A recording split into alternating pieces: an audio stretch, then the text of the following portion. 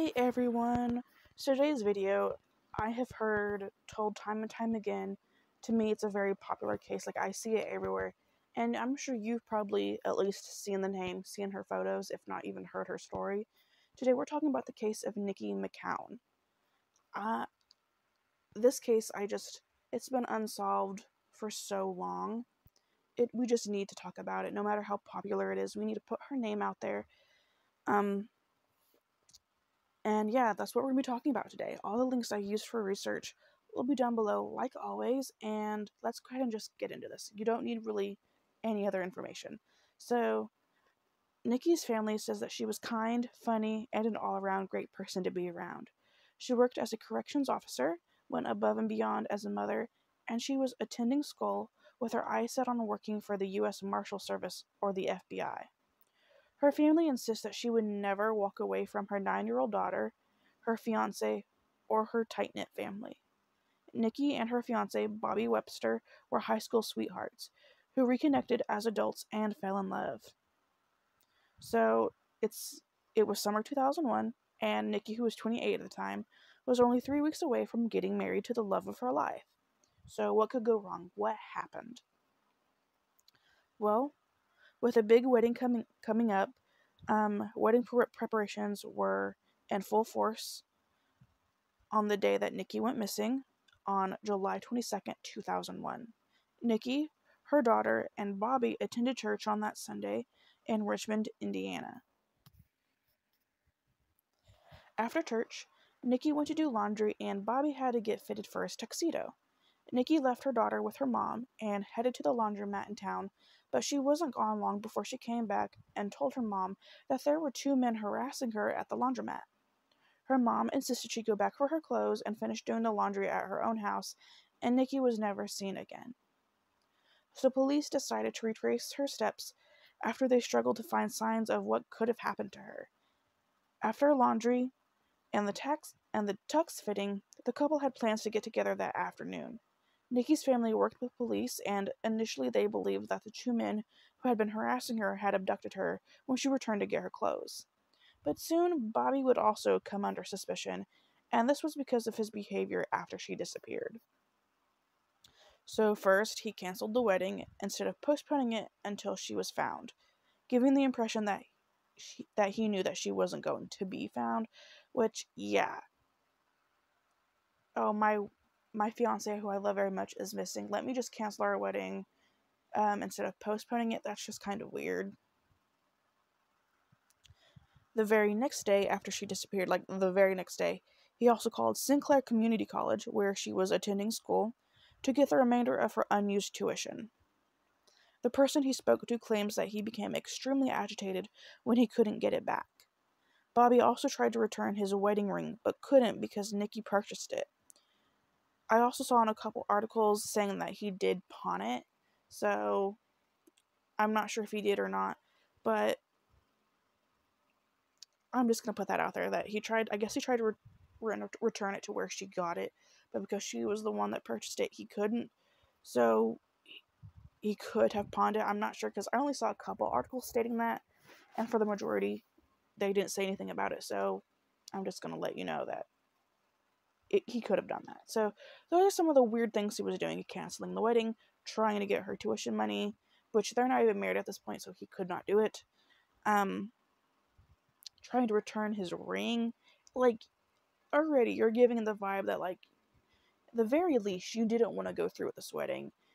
Like, you've got, like, the sense of relief, like, she's gone, I don't have to go through with this wedding. You're doing everything you can to just,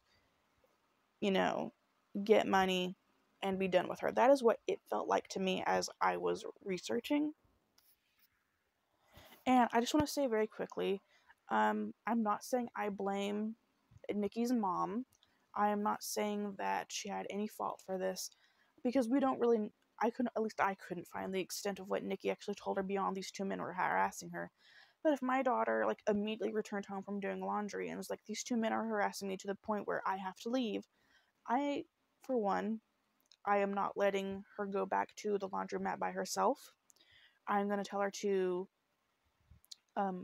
either wait for her fiance to go with her, or I will go with her even though I have her child, because there's multiple people.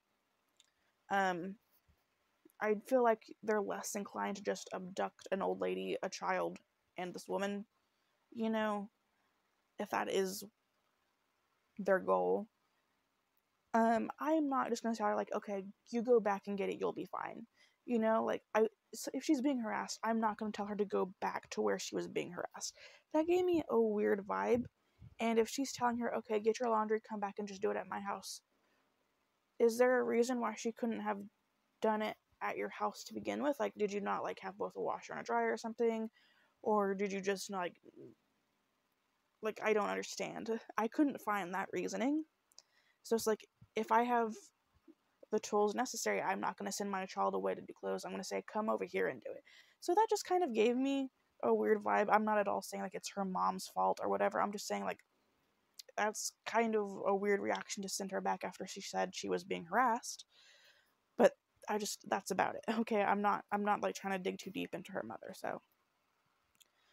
So Bobby would confirm that he tried to return the ring, but said that he needed the money to aid in his search for Niqui.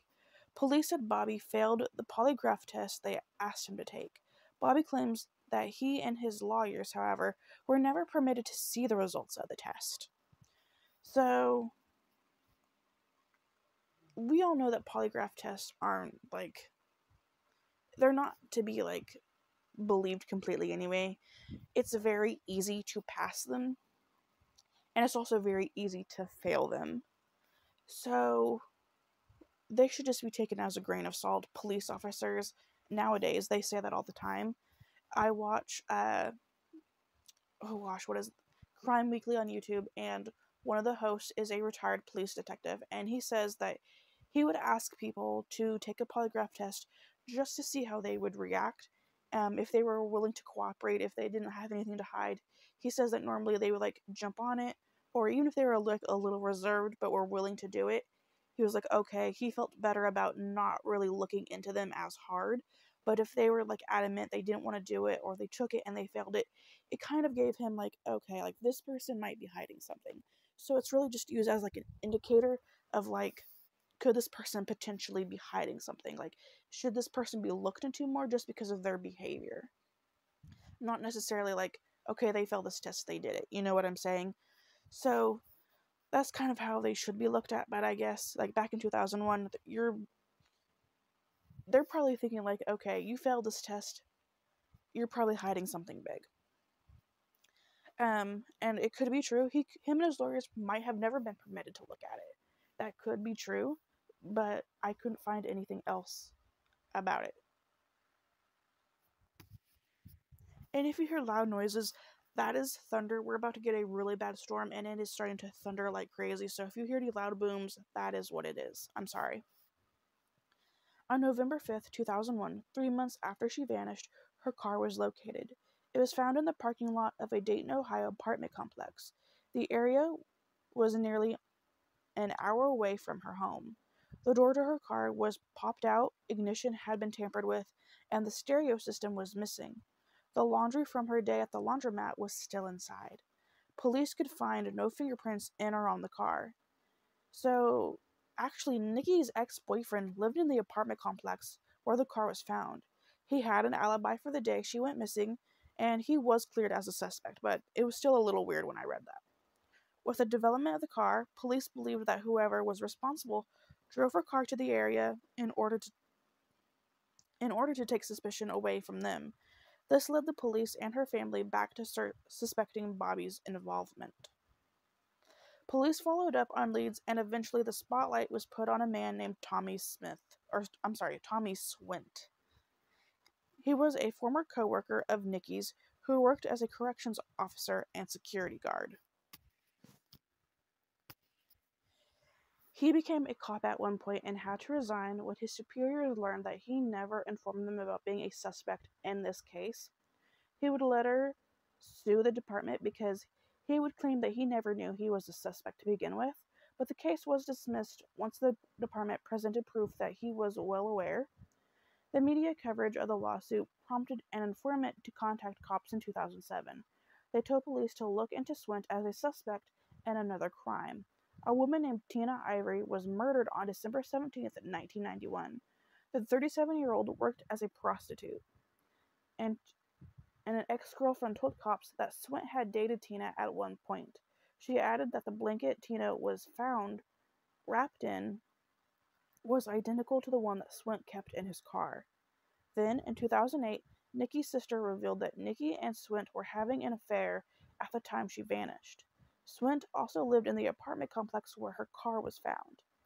In May of 2008, police were able to find the connection that the informant was leading them to. Both semen and blood were found on Tina, matched to Swint. He was also matched to a fingerprint found on the tape wrapped around her body. On February 3rd, 2010, Tommy was indicted for Tina's murder, but he would never stand trial. He actually committed suicide in his home the same day he was indicted, because he is a coward. With his death, police struggled to link him to Niqui's case as well as any other murders he could have committed. They did learn he was dating another woman during his affair with Niqui, but she has been reluctant to work with police. And there were remains found in 2003 that is suspected to be Niqui's, but the test results were inconclusive. And to this day, she is still just considered missing, and she has never been found. Now, Niqui's daughter, she is all grown up, and she is still her mother's voice. They are still trying to find Niqui. I will have photos of her. She is an absolutely beautiful woman. She was an adorable child. She grew up to being a beautiful woman, and she is just doing her very best to find her mom, to get her mom's name out there. And so, good on you. I will have photos of that. And I hope that her and her family are going to will find what they're looking for, which is the truth. And even if it does end up being Tommy Swint, even though he can't be charged, at least the truth would be out there. Or if it was Bobby that ended up doing it, at least the truth would be out there. As far as I know, Bobby is still alive. But yeah, that is the case of Niqui McCown. I don't know how I feel. I don't know what I believe. I definitely don't believe that the two men who were harassing her did it. I do believe she was being harassed, though. I kind of, like, one way I'm feeling like it was Bobby because of all the weird stuff he was doing. But maybe in a weird way that was his way of trying to get money together to find her. And, like, maybe he's thinking, like, okay, I don't want to have to pay all this stuff because a wedding is expensive. There's a chance she might not come back. But to find her, I need this money. And when we find her, we can get the rings again. We can do it all over again. So it doesn't matter. And maybe, like, in his weird way, that was him caring. And we're looking at it like, okay, this dude is, like, really weird. Why are you acting like she's not going to come back? And then the other part of me is just like, Tommy Swint it's already been proved, like, to a degree that, like, he has it in him to already commit murder because of Tina Ivory. Even though although he was never able to go to trial, and therefore we don't know for certain, the fact that semen and blood was matched to him, as well as the fingerprint on the duct tape, like, I think it's fairly obvious that, like, he killed her. Otherwise, why would he have committed suicide as well? That just feels like a cowardly move in this, in that case, in that regard, I should say. So, I would say, like, most of me is leaning towards Tommy, but it could be Bobby, but most of me is going towards Tommy just because he's already proven that, like, yeah, he could do this. With that being said, I am so sorry to Niqui's family about what happened to her. She sounded like she was a wonderful lady. I'm sure her daughter misses her so much and wishes her mom was still here. I can't imagine being a child, losing your mother in a horrific way, and still having no answers all these years later. I can only hope, like I'm sure most of us can, that in some way the truth comes out and hopefully justice can be served. Let me know your guys' thoughts down below, like always, and like I said, thank you for listening to Niqui's story, and I will see you guys very soon. Bye, guys.